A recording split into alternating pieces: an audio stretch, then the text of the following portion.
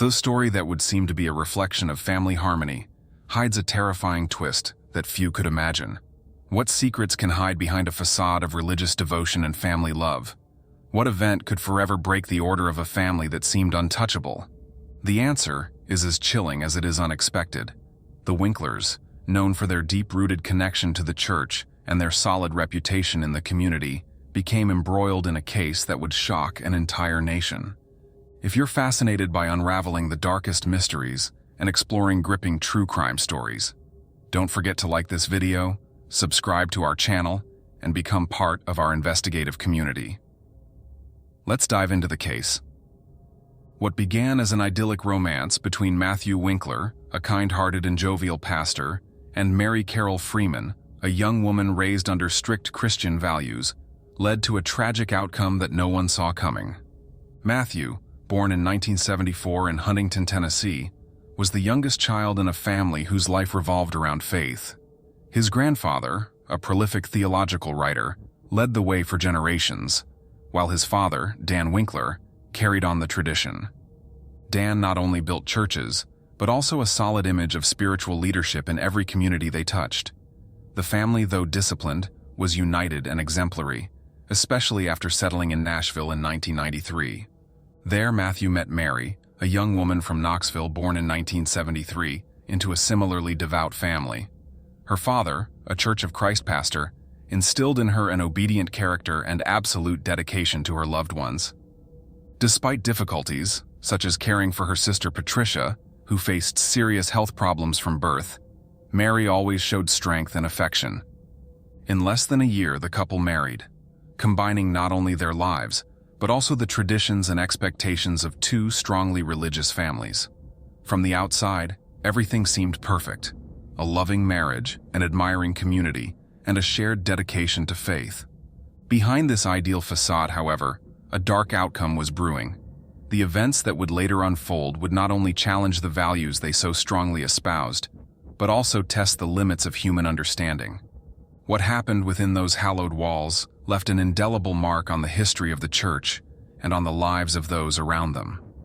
What could have led this seemingly impeccable family to face the abyss of irreparable tragedy?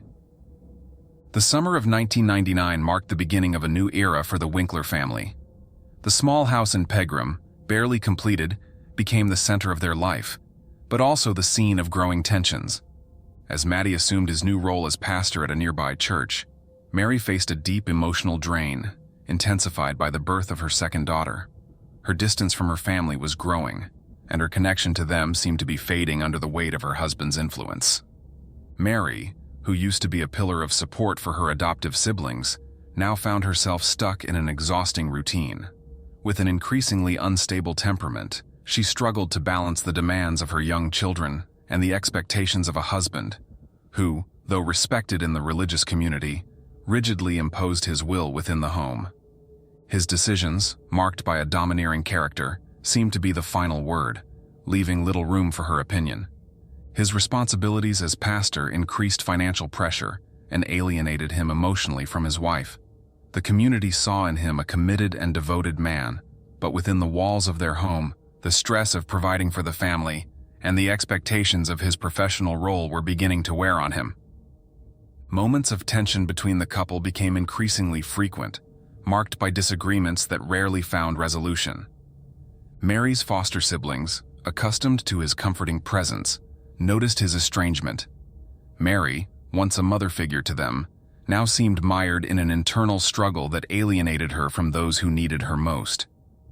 Her relationship with Matty, once romantic and passionate, had become a terrain of unresolved conflict. The family's fragile stability was faltering with each passing day. The small, quiet town of Pegram seemed an ideal haven for the Winklers' pastoral life, but beneath that calm exterior brewed a storm that no one imagined. Accumulated tensions, unacknowledged sacrifices, and pent-up emotions were about to unleash events that would change the lives of everyone involved forever.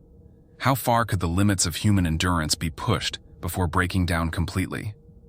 The move to the new town seemed to offer respite for the Winkler family, but beneath the apparent tranquility, a new set of challenges were brewing. The local church received Matthew with enthusiasm, and his initial behavior made a good impression on the parishioners. However, the early days in the neighborhood were not without conflict, such as tensions over the dog they kept in their yard.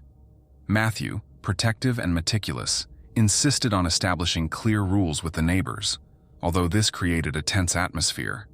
Mary was searching for a new purpose while balancing the responsibilities of home and her recent motherhood. Her enrollment in the pedagogical university marked an important change in her life. Despite the constant responsibilities, Mary dreamed of a future where she could help children with special needs, a passion that had grown out of her experience caring for her foster siblings. Matthew's effort to maintain a spotless public image was evident in his interactions with the congregation and close friends such as Brad and Glenn. Meetings with these friends tended to focus on trivial topics, although at one meeting, Mary revealed that she had accompanied Matthew to the shooting range. These seemingly harmless activities reflected a shared interest in protecting their home, a recurring theme in the group's conversations. In late 2005, an unexpected event changed the family dynamic. Mary received a letter containing a lottery check with a supposedly large prize. The initial excitement led her to make risky decisions. She borrowed money to cover an insurance premium and, confident that the prize was imminent, withdrew an additional sum from the bank. When the check was declared a forgery, the emotional and financial blow to her was devastating. In an attempt to manage the crisis, she made a bank transaction for $6,500, a move that aroused suspicion among her acquaintances. Matthew seemed increasingly concerned with keeping up appearances. Tensions in the household were rising, and their behavior was beginning to raise questions among those who knew them.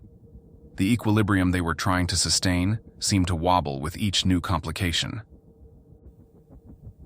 On the night of March 22, 2006, the unexpected discovery in the Winkler home shook not only the local community, but also those who knew the family as an example of devotion and righteousness. As investigators examined the bedroom where Matthew lay, questions quickly piled up. The pastor, just 31 years old, appeared to have been caught in a moment of absolute vulnerability. Preliminary analysis by forensic specialists determined that his death was no accident. Traces at the scene pointed to a deliberate act, and authorities focused their attention on what was missing: Mary, the 3 daughters, and the family's vehicle. Their immediate disappearance raised suspicions, and officials began piecing together the Winklers' last known hours. At the church, parishioners waiting for the family recounted their observations to the police. Many recalled that, despite Mary's recent financial instability, the couple seemed to maintain a united front. Others, however, mentioned subtle but growing tensions in Mary's behavior in the preceding days. Details such as evasive conversation or the anxious expression on her face began to take on new meaning.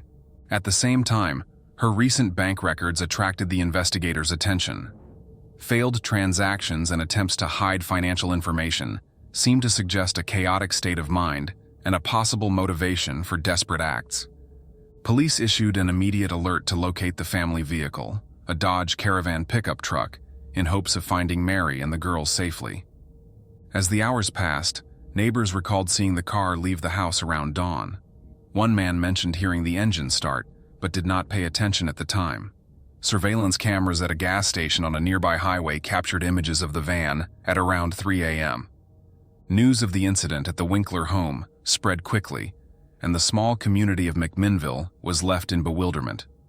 No one could understand how such an admired family could be involved in a tragedy of this magnitude.